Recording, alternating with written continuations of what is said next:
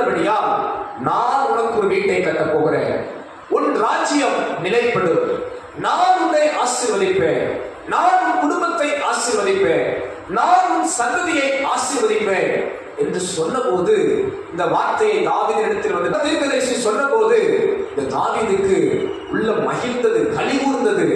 என்ன பண்ணுகிறார் தெரியுமா? நேரா கர்த்தருடைய சமூகத்துக்கு ஓடி வந்து உட்பிரவேசித்து அவர் சொல்லுகிற ஒரு வார்த்தை, கர்த்தராகிய ஆண்டவரே, நீ என்னை இதுவரைக்கும் கொண்டு வந்ததற்கு நான் எம்மாத்திரம், என் வீடும் எம்மாத்திரம். அன்பு தேவ பிள்ளைகளே, தாவீதுக்குள் இருந்த இருதயம் ஒரு தாழ்மையான இருதயம்.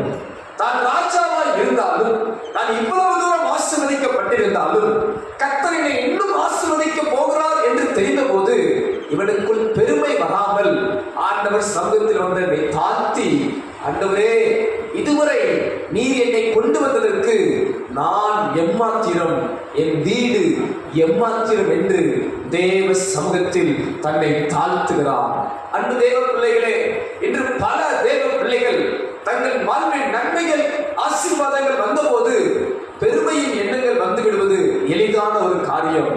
ஆனால் இந்த தாவீது ராஜாவுக்கு உயர்வான மேன்மை வந்த போதும், உயர்வான ஆசீர்வாதங்கள் வந்த போதும், இன்னும் கர்த்தர் உன்னை உயர்த்துவார் என்று சொன்ன போதும் கூட, ஆண்டவரே, இதற்கு நான் தகுதியே இல்லை, இதற்கு நான் பாத்திரனே இல்லை, வெகு கால செய்தியை எனக்கு சொன்னீரே, என் பிள்ளைகளை, என் சந்ததியை ஆசீர்வதிப்பேன் என்று சொன்னீரே, என் ராஜ்யத்தை நிலைப்படுத்துவேன் என்று சொன்னீரே, இதற்கு நான் தகுதி இல்லை அப்பா என்று தேவ சமூகத்திலே தன்னை தாழ்த்துகிற இதயம் உள்ள ஒரு மனிதனாய் இருந்தார்.